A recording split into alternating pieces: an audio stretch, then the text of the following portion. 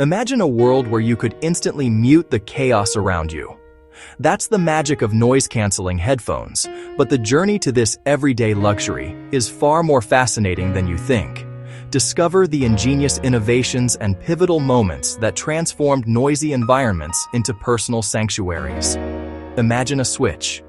You flip it. The world around you goes silent. The rumble of the bus disappears. The chatter in the coffee shop fades to a whisper. The hum of the office air conditioner vanishes. This is not magic. This is technology. It is the simple, profound gift of noise-canceling headphones. In our loud, distracting world, the ability to create a pocket of personal quiet is a kind of superpower.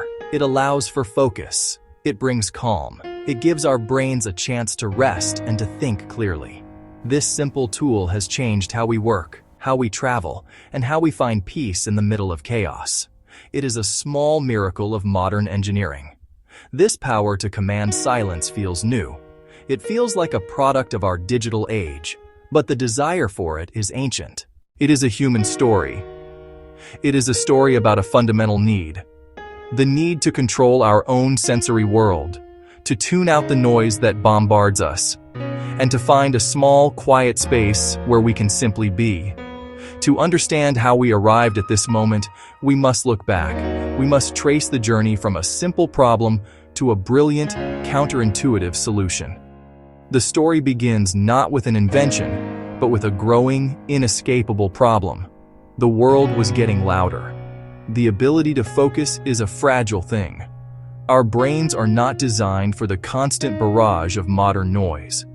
Every car horn, every notification, every overheard conversation is a small demand on our attention.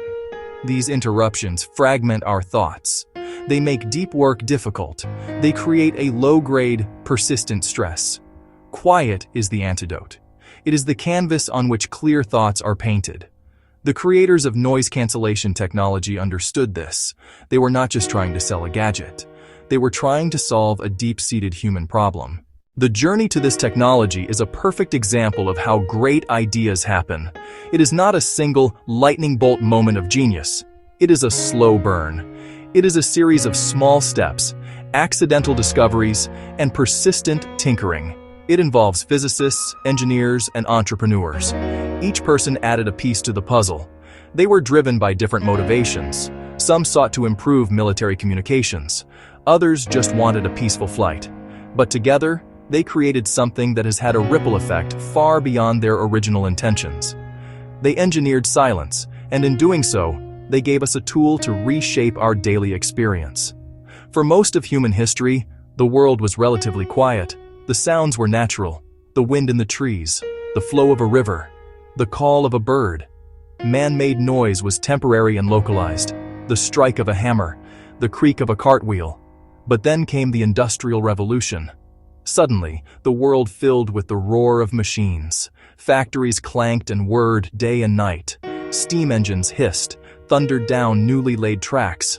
Cities grew, and with them came a constant grinding soundtrack of progress. The human ear, evolved for the subtle sounds of the natural world, was overwhelmed. Noise was no longer an interruption.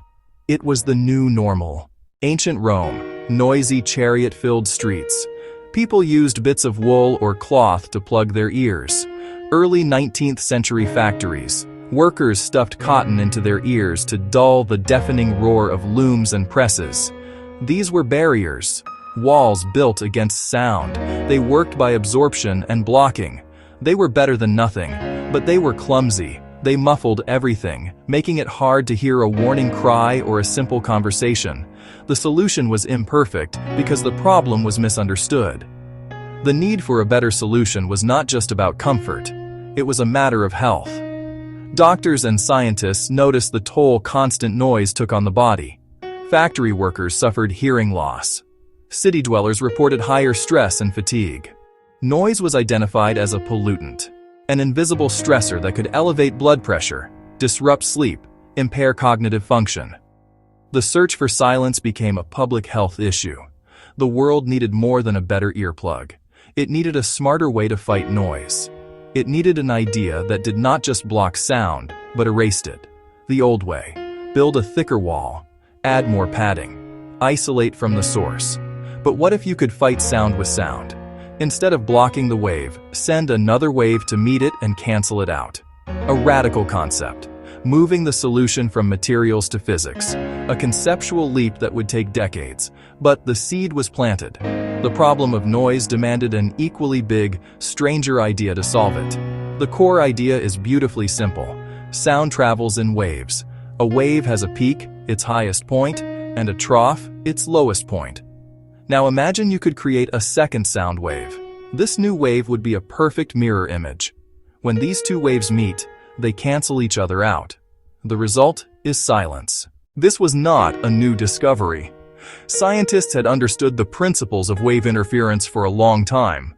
The idea of using it for sound cancellation was patented as early as the 1930s. A German physicist named Paul Leweg filed a patent describing how to cancel noise in a duct by using a microphone to detect the sound and a speaker to generate an inverted wave. But the idea was far ahead of the technology. In the 1930s, the electronics were too slow, too big, and too clumsy. The theory was sound, but the practice was impossible. The first practical applications were not for personal comfort. They were for high-stakes, noisy environments. Think of a helicopter cockpit. The roar of the rotors and the engine is deafening. It makes it nearly impossible for pilots to communicate with each other or with ground control. In the 1950s, an engineer named Lawrence J. Fogel developed early systems for reducing noise in pilot helmets. These were pioneering efforts. They proved the concept could work. But the systems were bulky and specialized. They were designed for the military, with a military budget. The dream of a small, portable device for the average person was still a long way off. The challenge was one of speed and precision. The headphone needs a microphone to listen to the outside world. It needs a tiny, fast computer chip to analyze that sound in real time. The chip must instantly calculate the exact opposite waveform, then send that signal to a tiny speaker inside the ear cup. All of this has to happen in a fraction of a millisecond before the original noise reaches the listener's eardrum. For decades, this was the engineering mountain that had to be climbed. It required advances in microprocessors, battery technology, microphone design. The idea was waiting for the hardware to catch up. And then slowly it did. The tipping point for personal noise cancellation came, as it so often does, from a moment of personal frustration. The year was 1978. Dr. Amar Bose, a professor of electrical engineering at MIT and the founder of the Bose Corporation, was on a flight from Zurich to Boston. The airline had just introduced new electronic headphones for in-flight audio. Dr. Bose was excited to try them. But as soon as he put them on, he was disappointed. The roar of the jet engines overwhelmed the music. The experience was terrible. On that long flight, instead of listening to music, Dr. Bose started sketching equations on a napkin. He was not trying to build a better headphone. He was trying to solve the problem of airplane noise. He returned to his company's headquarters in Massachusetts and launched a research program. The goal was to build a headset that could create a bubble of quiet in the loudest of environments. The engineering hurdles were enormous. How do you create a system that can cancel a wide range of frequencies, from the low rumble of an engine to the higher-pitched whoosh of the air? How do you make it work consistently for every person, regardless of their head shape or how they wear the headphones? The team at Bose worked for years. They built prototype after prototype. Early models were clunky and required a large power pack. They faced countless setbacks. The mathematics was complex. The electronics had to be miniaturized. The acoustics of the ear cup itself had to be perfected to create a good seal. It was a slow, methodical process of trial and error. This was not a quick invention. It was a sustained, focused effort driven by a clear vision. In 1989, more than a decade after that fateful flight, Bose introduced the first commercially available active noise-reducing headset. It was designed for pilots, and it was revolutionary. It proved the concept could be tamed. From the cockpit, the technology slowly trickled down to the consumer. As computer chips became smaller, faster, and cheaper, and as battery life improved, the possibility of a consumer model became real. In 2000, Bose released the Quiet Comfort line, aimed at airline passengers. It was a game changer. Suddenly, anyone could buy the ability to silence a long flight. It created a new category of product. Other companies took notice and began developing their own versions. The airplane epiphany of a single frustrated engineer had sparked an entire industry. It transformed a piece of military-grade equipment into an everyday accessory for millions. The age of personal quiet had arrived. Today, noise-canceling technology is everywhere. It is a standard feature in high-end headphones, tiny earbuds, some cars. The technology has grown incredibly sophisticated. It is no longer just about blocking noise. Modern headphones use complex algorithms, multiple microphones, to shape our audio environment. Transparency mode can intelligently let in certain sounds, a human voice, a car horn, while still blocking the background drone. This is not just cancellation, it is audio augmentation. The device is making decisions about what we should and should not hear. It is curating our reality. This new level of intelligence brings ethical questions. As headphones get smarter, they get more intimate.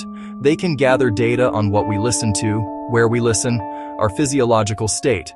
Devices could detect heart rate changes, detect stress levels from listening habits. Who owns this data? How is it used? Could companies subtly influence our mood, influence purchasing decisions, by manipulating our soundscape? The line between a helpful tool and an intrusive one is thin. We must think critically about the ethics of smart sound. The potential for misuse is real. The same tech that creates a perfect audio environment can create convincing deepfake audio. Imagine a scammer perfectly replicating a loved one's voice over the phone. As audio synthesis grows, discerning real from fake becomes harder. Companies have a responsibility now. They must build in safeguards. They must be transparent about their algorithms. And users must remain vigilant. The power to control sound is a double-edged sword. Yet a hopeful future is easy to imagine. The future of personal sound isn't just silence, it's personalized, healthy soundscapes. Imagine headphones helping a student with ADHD focus by creating an optimized audio environment. Or a device helping an elderly person with hearing sensitivity navigate a noisy supermarket. The technology could enhance our well-being, boost productivity, make the world more accessible. From wax earplugs to intelligent audio devices. A testament to human ingenuity. The challenge now is to wield this power with wisdom, ensuring engineered silence serves us, protects us, makes our lives better.